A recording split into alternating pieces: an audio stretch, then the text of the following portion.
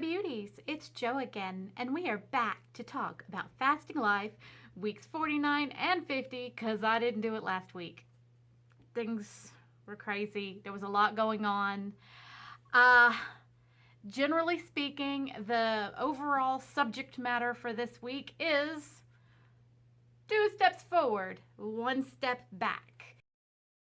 If you've been watching my videos, then you know that I have struggled with the cold season, and from the minute the days got too long and then started shortening and then getting cold and then winter hit and it was over, my activity levels go through the floor in the cold season. And that meant my morning walks went away, everything. I am working hard to get back on track. Things are starting to warm back up, which means my activity level and my natural ability to go do things is increasing now. I am also working on talking my friend who used to walk with me into getting back on it so that it will help me, because I definitely do better with a workout buddy. Somebody who will come with me, meet me, and we're meeting in the middle of the morning and I'm not going to go cancel on anybody. So let's go. So I'm working on talking her back around, and there's just been a lot going on the last couple of weeks.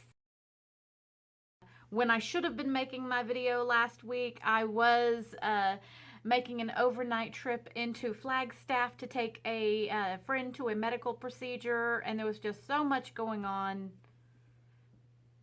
It got to be pointless to try to mess with anything. And I can say that things are definitely heading in the right direction now. Also, though, I think part of all of this season's problems of gaining back and getting that step backwards is me trying to force myself to eat healthier instead of having spaghetti when I want spaghetti and having a candy bar when I want a candy bar. You know, I tried the shift to paleo. I've tried the shift to carnivore. I've actually enjoyed, to a degree, going more protein heavy, but I reached the point where I was eating ridiculous amounts of sugar because I was telling myself I couldn't have it. And that's the key to my lifestyle. The minute I start feeling deprived, it becomes problematic. So I am no longer going to deprive myself, which means standard American diet returns. If I want spaghetti every single time that it's in a food day, then I'm gonna have spaghetti. Yesterday I didn't have spaghetti, I had beans. Another thing that I stepped away from because I was doing the paleo and the carnivore. And I need those more carby filling foods to feel satisfied. That's all there is to it. So spaghetti's back, beans are back. Normal portion control that I can actually feel satiated is back. And as my activity levels start to increase, I think things will start going in the right direction again. Nothing has really changed weight-wise. I never did get around to doing my body measurements, though I have weighed myself a couple of times, and things are pretty status quo. If memory serves, my last weigh-in was somewhere around 185, 184-ish. So pretty much the same difference, give or take a pound or two, which is completely normal. And I don't stress a pound or two, but this steady increase of a pound or two is what's been a problem to me. But that just may be my life when it comes to fasting life. Winter came. I struggled with not working out like I should. I struggled with having hungry days and craving days more than was normal to me when I first started fasting. So we are approaching my 1-year fasting life anniversary. Hello, March 24th, 25th. 24th being the day I discovered alternate day fasting and the day I started actually logging my food on my food app and trying to be more conscious of what I was eating. And the 25th being the first fasting day of alternate day fasting life. And so I think right about there in a couple of weeks is when I will do my next body measurements and just start on a whole new cycle and just not worry about the one that I missed recently. I just as a refresh of the year. I don't expect there to be any real changes to speak of. So, uh, I definitely have been, the midriff pudge never went away, and the belly definitely came back a little bit more than it was for a minute there. When I hit 165, it was a big number for me, but it was only around for a minute before I was right back where I into the 175s, and then over winter and over the holidays 185 came back around. So basically I'm at between 35 pounds lost out of the 50 I had originally lost. It is still forward progress. I'm not going to let it get me down. So another thing that I've been wanting to mention but never shot my video was how my sleep quality is when I'm within my good fasting windows. Now, very commonly, you in the groups and in the forums, you actually hear people talking how they actually struggle to sleep good when they're fasting. Often it's because it's amazing how much energy your body spends just digesting your food.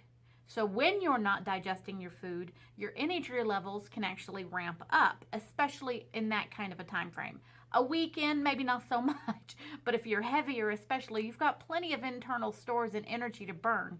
So your body starts using that energy and not using glucose and all the other foods for energy, which like turkey hangover kind of food digestion energy expenditures, eating a big meal and feeling the need for a nap. Instead of that, a lot of people struggle to sleep good because they have so much energy to spare and energy to burn. That's really not a problem for me, generally speaking, but sleeping isn't a problem for me. I am one of those people who ideally gets 8 to 9 hours of sleep a night. I can function off of 7 for a minute, and then I'll have to make it up. But I also consistently wake up pretty early in the morning, so if I want that extra sleep, I have to go to sleep earlier. We are getting ready for time change this coming Sunday, so that's going to be fun. And I have to work that morning. So then I'm old enough that I remember when cell phones didn't always change when they said they were going to change, so I have to set alarms to wake up early to make sure it changed, just to make sure I don't oversleep. But when it comes down to it, I generally need a lot of sleep. And I actually, as I'm looking at my Fitbit's sleep tracker, I find that consistently the more I fast, the more firmly I sleep and the more strengthened my sleep quality is, which is interesting. Just for example, the other couple of 3 weeks ago, whatever it was, when I did my 5-day fast, my sleep quality was in the 80s, which is good. I never have gotten above 89, so I've never gotten beyond good sleep quality. I wouldn't know what to do. The one day I hit an 89 number, I was like, what? Really? An 89? But usually I'm in the fair 70s to mid 80s, low 80s in my sleep quality number. While I was fasting for 5 days, I was in the 80s for 5 days, which was wild. When I'm too much food in my stomach when I'm trying to sleep, I never have good sleep quality. It's pretty common for me. And it's one of the reasons I historically like to try to finish eating by 5 or so at an evening, because the closer it is to bedtime when I'm eating, the less good I sleep and the more I wake up feeling yucky. And that's been my whole life. I could literally, that thing where people midnight snack, that's not a thing for me. People who wake up in the middle of the night to eat a couple of cookies, I could eat a cracker and then go back to bed. And when I wake up, I'm going to feel gross because I ate in the middle of the night a cracker. So I don't midnight snack. I prefer to finish eating considerably earlier. Through the winter, my schedule is shifted enough that actually became a struggle, but I wasn't getting up quite as early either for that morning walk. One of the reasons I walk as early as I do is because my preferred route doesn't have much of sidewalkiness. So I'm pretty much on the road and I have to get off into the dirt to get out of cars' ways. And the earlier I walk, the less cars there are. But if I want my walking buddy to rejoin me, I'm probably going to have to start walking later in the day. But definitely, I have surprisingly good sleep quality in fasting life. So that's just a different change. And final note for today is I want to talk about, if you recall, also in some of the videos I mentioned, I had been given some clothes by a skinny friend, and I had found a handful of things I could wear now-ish. But I also had things I had taken to the thrift store that were considerably not my style, and even if I could ever get into them, or things that I would never wear that. And then I boxed up 2 small boxes of clothes for someday. She consistently wears like a size 8, but she's one of those skinny girls who likes to wear loose clothes, so she's smaller than an 8, trust me. But I'm currently still around a size 14 jean, so if I ever get down to an 8 to a 10, I have 8s, 10s, and 12s basically boxed up and put by. I had also bought a bunch of things when I had started hearing that my preferred local thrift store might be shutting down. Well, that happened this week. They're boxing up the store as we speak. So it's actually a very good thing that I bought and brought home all those bags of clothes to go through and find out what I might like to wear one day and have things available to me for cheap in random sizes. Because one of the things is when you're changing your body shape and your sizes that much, that consistently and that steadily, that can get expensive for clothes. And that is not what I'm trying to do. I'm way too cheap for that. I believe in the thrift store. I believe in the discount rack. It takes a lot for me to spend a full price for clothes. I believe in the cheapness. I believe in the environmental impact being a good thing, not to process too many new stuff, let alone so much of the new stuff's quality. If I can afford it, it's not good quality. And at the thrift store, I'm walking around in Ralph Lauren sweaters. So, hey, baby. But my favorite thrift store is closing. So, in summary, it is a good thing I stockpiled all those clothes. Now I just need to buy more of those storage tubs so that I can get them out of the cardboard boxes, do a better job of separating their sizes from the 10, 12s, and 8s, and store them properly so that I can get to the next size I need without it being a humongous issue. And while I did get rid of a large portion of my larger size stuff, I did cherry pick a couple of my nicer jeans and things to save just in case.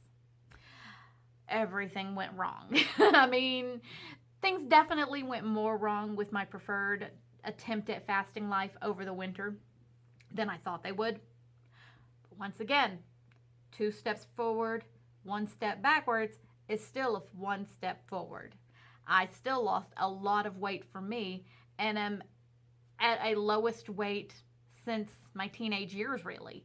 So while I'm not where I hoped I would be by this point, I'm not in a bad place. But we are back on the right track. And that is pretty much it for this week. So please do like, subscribe, comment, notification bell. I would be interested to hear your stories and how fasting life is for you, or if you have any input on the things I'm encountering. What is your sleep quality like? Does fasting give you a problem, or do you do great like I do when you're fasting for sleep? And you have a beautiful day. I will catch you on the flip side.